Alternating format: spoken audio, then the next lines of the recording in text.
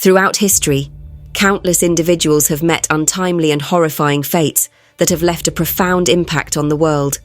From ancient battles to devastating accidents, these events serve as stark reminders of life's inherent vulnerability.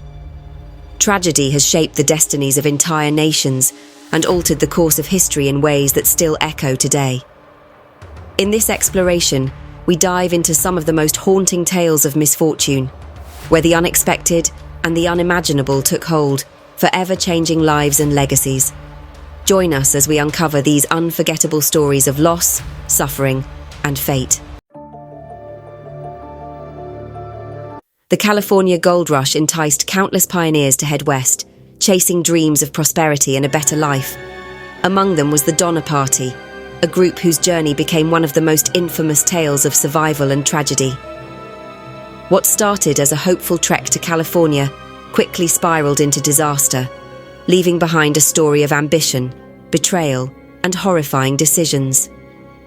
The problems began right from the start, with a late departure. Most pioneers knew mid-April was the ideal time to begin the trek, avoiding the muddy spring terrain while ensuring they'd clear the Sierra Nevada before winter snow. But the Donna Party hit the trail on May 12, 1846, about a month too late. No one knows exactly why, but the delay was the first of many missteps that sealed their fate. Barely 2 weeks in, trouble struck at the Big Blue River, swollen from heavy rains. The water had risen by 20 feet, making it nearly impossible to cross. The group spent days building rafts to ferry their wagons across. It was here they faced their first loss. Sarah Keyes, an elderly woman in the group, succumbed to tuberculosis on May 29th. Just 2 days later, the water receded enough for the group to pass, but the journey was already off to a grim start. Food planning also proved a fatal flaw. The group packed enough provisions for a 4-month journey, 150 pounds of flour, 75 pounds of meat per person, along with rice, beans and cornmeal. On paper, this seemed adequate, but only if the journey went perfectly. As delays mounted, their supplies began to dwindle dangerously. In late June, the party reached Fort Laramie in Wyoming, already over a week behind schedule.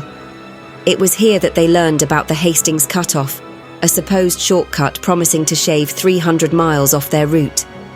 The man behind the shortcut, Lansford Hastings, had written a guidebook touting this new path as faster and easier. But there was a problem. Hastings had never actually tested the route with wagons, and those who had warned it was treacherous. Despite these warnings, the Donna Party decided to take the gamble. Things fell apart quickly. The route through the Wasatch Mountains was a nightmare of rugged terrain. Trees blocked their path, and wagons had to be disassembled and reassembled just to make progress. The delays added up, and their pace slowed to a crawl, at times covering just 1.5 miles a day. It didn't help that Hastings himself had left the group vague directions on a wooden stake and failed to meet them as promised.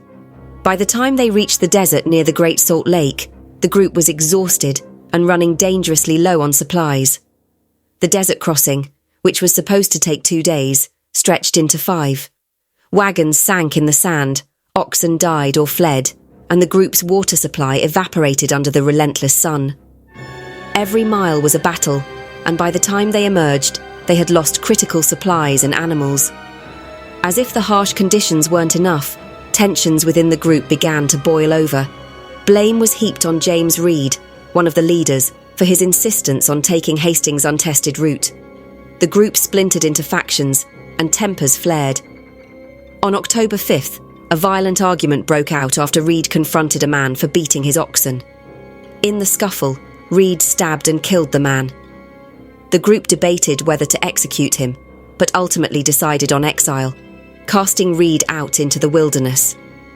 After months of grueling travel, the party finally reached the Sierra Nevada in October. But winter came early that year, and a sudden snowstorm trapped them in the mountains. With food supplies gone, they were forced to eat whatever they could find. First animal hides, then tree bark, and eventually the bodies of their fallen companions. It wasn't a decision made lightly, but desperation left them no other choice. Of the 87 people who set out with the Donna Party, only 48 survived to reach California. Their journey is remembered not just for its gruesome end, but as a cautionary tale of hubris, bad decisions, and the brutal reality of westward expansion. This is the story of the Donna Party, a haunting reminder of the thin line between survival and tragedy. The fate of the Donna Party is one of those stories where everything that could go wrong did. It's a heartbreaking account of misfortune and survival, where the struggle for life took an unimaginable turn. But this is far from the only dark chapter in history. Just a few years earlier, thousands of people were forcibly removed from their ancestral lands, enduring suffering beyond comprehension. What befell them wasn't a mere accident. It was a calculated, cruel action. Their lives were torn apart, and the journey they were forced to undertake left deep scars on a whole nation. Stay with us as we delve into the devastating story of the Trail of Tears, a harrowing journey that forever changed the lives of an entire people and marked a dark period in American history. The Trail of Tears is one of the darkest chapters in American history, a harrowing period marked by the forced removal of tens of thousands of indigenous people from their ancestral lands. Between 1830 and 1850, approximately 60,000 to 100,000 Native Americans were uprooted and marched to a designated area known as Indian Territory. Along the way, thousands perished from disease, starvation, and exposure. This grueling journey remains a haunting symbol of immense suffering and loss. The tragedy primarily affected 5 major indigenous nations of the southeastern United States: the Cherokee, Chickasaw, Choctaw, Muskogee Creek, and Seminole.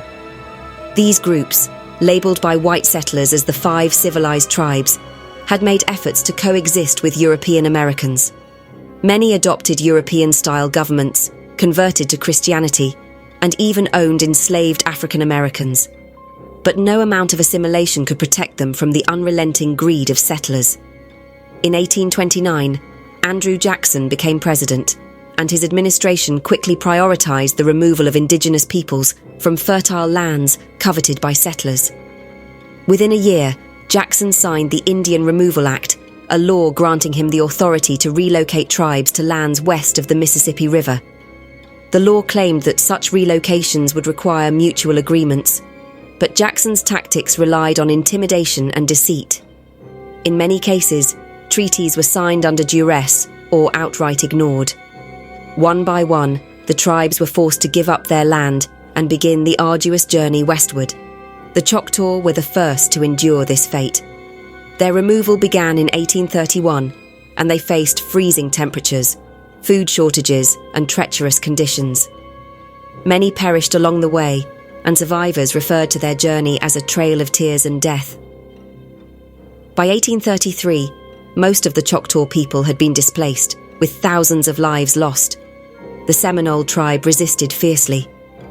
From 1835 to 1842, they engaged in a brutal conflict with the US military, fighting to remain in Florida. Using guerrilla tactics, they made the war costly for the government, but ultimately, thousands were captured and forcibly moved west. A small group managed to escape into the Everglades, where the government eventually left them alone, realizing they could not easily subdue them in such harsh terrain. To this day, the Seminole are the only indigenous group never to sign a peace treaty with the United States. The Muskogee Creek faced relentless exploitation even before their removal. Despite signing the Treaty of Cuseta in 1832, settlers invaded their lands prematurely, committing fraud and outright theft. In 1836, an uprising erupted, but it was swiftly crushed, and over 15,000 Creek people were rounded up and marched west.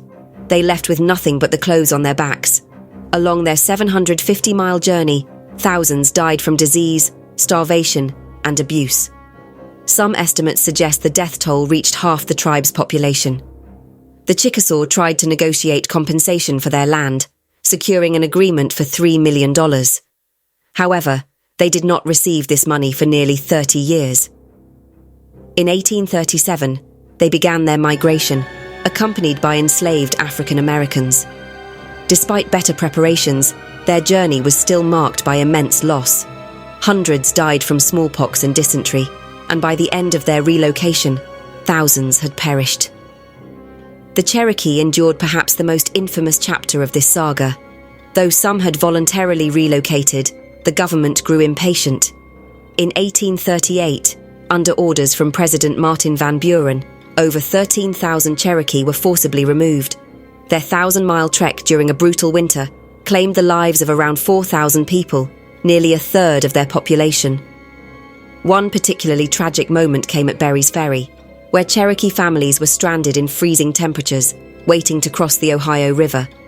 Many died as they huddled together for warmth, unable to afford the inflated crossing fees. A US soldier who witnessed the Cherokee removal later wrote, "I have seen war's horrors, but nothing as cruel as this." The Trail of Tears inflicted unimaginable suffering on these nations. Families were torn apart, cultures were suppressed, and thousands died needlessly. While this era remains a painful stain on American history, the resilience of these tribes ensures that their cultures endure. Today, they stand as a testament to survival in the face of unthinkable adversity, a reminder of the consequences of greed and the cost of injustice. Thanks for watching. Don't forget to like, subscribe, and stay tuned for more from Horrendous Horror.